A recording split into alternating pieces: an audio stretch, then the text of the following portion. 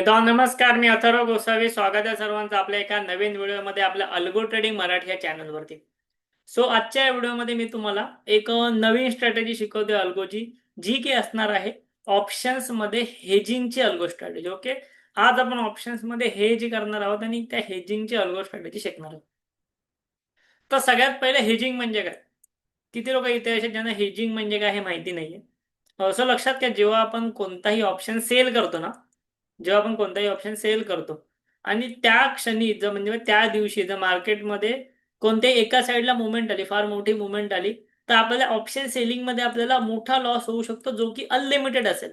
Unlimited loss आपल्याला होऊ शकतो ऑप्शन सेलिंगमध्ये. आता आपण आपल्या ह्या चॅनलवरती अल्गो शिकवतोय, सो अल्गोमध्ये आपण अनलिमिटेड लॉस होऊ देतच नाही. ती गोष्ट वेगळी, कारण की अल्गोमध्ये आपण काय करतो, अल्गोमध्ये आपण स्टॉप लॉस ठेवतो. सो तिथे आपल्याला अनलिमिटेड लॉस होणारच नाहीये. पण हा अनलिमिटेड लॉस होऊ नये म्हणून आपण तो ऑप्शन हेज करू शकतो. कशा प्रकारे? ऑप्शन बाईंग करून. So option selling plus option buying करून आपण एक प्रॉपर हेज प्लॅन बनवू शकतो ऑप्शन हेजिंगचा, जेणेकरून आपला ऑप्शन हेज सुद्धा होतो प्लस आपलं कॅपिटल सुद्धा कमी होतं. ठीक आहे. सो आजची जी स्ट्रॅटेजी आहे ही तुमची ऑप्शन सेलिंगची कमी कॅपिटलमध्ये होणारी स्ट्रॅटेजी, हेही लक्षात घ्या. ठीक आहे. सो आजच्या स्ट्रॅटेजीमध्ये आपण ऑप्शन तुम्हाला हेज करायला शिकवतो आहे अल्गोमध्ये, प्लस तुम्हाला त्याच्यामध्ये मोमेंटम ऍड करायला शिकवतो आहे आणि प्लस तुम्हाला कॅपिटल कम्पॅरेटिव्हली थोडासा कमी लागणार आहे. ठीक आहे. सुरुवात करूया स्ट्रॅटेजी काय आहे तिथपासून. मी तुम्हाला घेऊन जातो आपल्या अल्गो ट्रेडिंग या सॉफ्टवेअरवरती. या सॉफ्टवेअरची लिंक मी तुम्हाला व्हिडिओच्या डिस्क्रिप्शनमध्ये दिलेली आहे. त्या डिस्क्रिप्शन मधल्या लिंकनेच तुम्ही इथे जावा. ठीक आहे. सोबतच तुम्हाला हे सॉफ्टवेअर कसं वापरायचं याबद्दल बरेचसे व्हिडिओ मी चॅनलला बनवलेले आहेत मराठीमधनं, ते नक्की एकदा बघून घ्या. सो आता या ठिकाणी आल्यानंतर इथे आपण बॅक टेस्टिंग वरती क्लिक करून क्रिएट अ स्ट्रॅटेजी वरती जाऊया. ठीक आहे. क्रिएट स्ट्रॅटेजी वरती गेलात, आपल्याला ही स्ट्रॅटेजी करायची आहे निफ्टीवरती. आपला टायमिंग असणार आहे सकाळी 9:16, एक्झिट असणार आहे 2:55. ओके, 2:55 आपण एक्झिट घेणार. इंट्राडेची ही स्ट्रॅटेजी आहे, सो इंट्राडे मध्ये आपण वर्क करणार. आता सुरू झाला इम्पॉर्टंट पार्ट. थोडासा खाली या, इथे मला ऑप्शन हेज करायचं. सो मी काय करतो, 10 रुपये प्रीमियम वाला 10 रुपये प्रीमियम वाला पहिलं म्हणजे कॉल आणि पुट बाय करतो. ओके, माझ्या अल्गोमध्ये मी 10 रुपये प्रीमियम वाला कॉल आणि पुट जो तो बाय करणार. सो इथे बघा ऑप्शन मध्ये एक लॉट बाय कॉलचा. कोणता कॉलचा? ज्याचा क्लोजेस्ट प्रीमियम आहे 10 रुपये. ज्याचा क्लोजेस्ट प्रीमियम 10 रुपये असा मी एक कॉल बाय केला. सेम तसा मी एक पुट बाय केला. ओके, 2 लेग बाय झाले, कॉल आणि पुट. याला कोणते स्टॉप लॉस वगैरे मी लावणार नाही, कारण की आता लक्षात घ्या, 10 रुपयाचा तो ऑप्शन मी फक्त बाय केलाय. तो पण का बाय केलाय? हेजिंग पर्पजसाठी. सो 10 रुपयाचा शून्य जरी झाला तरी मला लॉस किती होणार? 10 रुपयेच लॉस होणार आहे. सो त्याच्यासाठी मी स्टॉप लॉस लावणार दोन्ही ठिकाणी.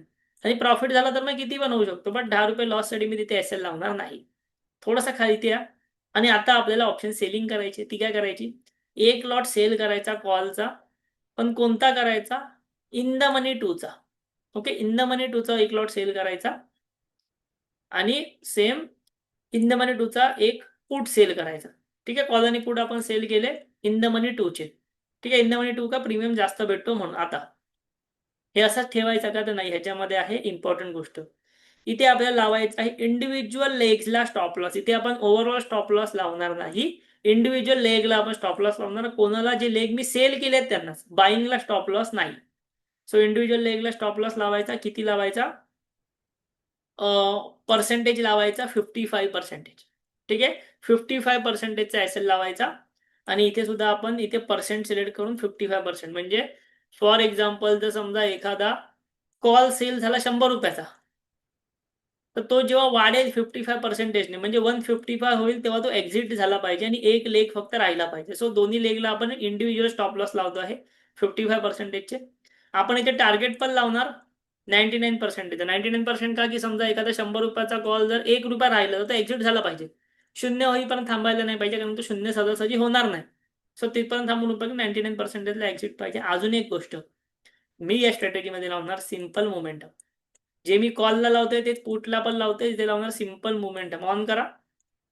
सिंपल मोमेंटम ऑन करायचं आणि इथे पर्सेंटेज टाकायचं. Simple momentum down side percentage 2.5. म्हणजे याचा अर्थ काय, की माझा हा कॉल कधी सेल होणार? माझा हा कॉल सेल होणार जर मार्केटमध्ये कॉलच्या प्राइजेसमध्ये, इन द मनी टूच्या कॉलच्या प्राइजेसमध्ये 2.5% फॉल झाला तरच कॉल सेल होणार. नाही झाला तर कॉल सेलच नाही होणार. म्हणजे मोमेंटम बेस्ड स्ट्रॅटेजी आहे. ठीक आहे. मोमेंटम बेस्ड स्ट्रॅटेजी आहे. ज्या साईडला मार्केट जाईल, समजा एखादा कॉल सेलच नाही झाला आणि मार्केट वर जात राहिलं, तर पुट सेल होईल आणि तुम्हाला तो पुट प्रॉफिट देत जाईल फक्त. ठीक आहे. सेम पुटला पण करा. मोमेंटम मध्ये पर्सेंटेज सिलेक्ट करा. Down side percentage 2.5%. मग 2.5%ची मुवमेंट आली तर फक्त कॉल आणि पुट सेल झाले पाहिजे इन द मनी 2 चे. आणि बाकी स्ट्रॅटेजी तुम्ही आता सेव्ह करून बॅक टेस्टिंग करू शकता. आपण याचे बॅक टेस्टिंग रिझल्ट बघूया, याचे रिझल्ट काय येत आहेत ते.